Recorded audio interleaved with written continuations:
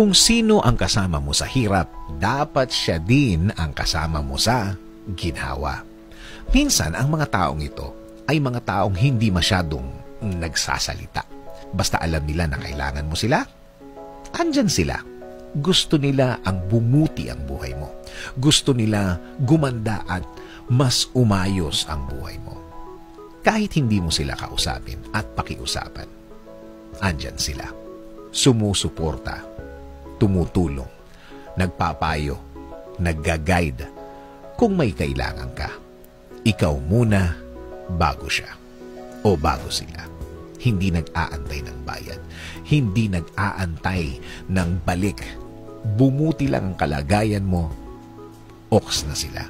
Dahil alam nila, dahil naiintindihan nila.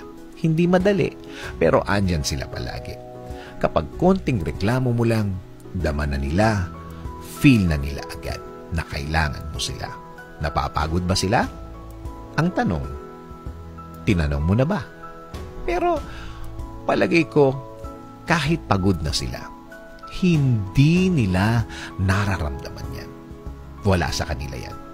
Yan ang mga taong hindi inaalis sa buhay. Kasama mo sa hirap, dapat sila din ang kasama mo sa ginhawa. Biyaya yan, regalo ng Diyos ang mga taong ganyan. Dapat araw-araw ang pasasalamat dahil andyan sila sa buhay mo. Hindi ka susukuan ng ganun-ganun na lang. Ang suporta niyan, panghabang buhay na. Sabi nga nila, walang iwanan, walang bitawan. Yung iba ang tawad, forever na yan.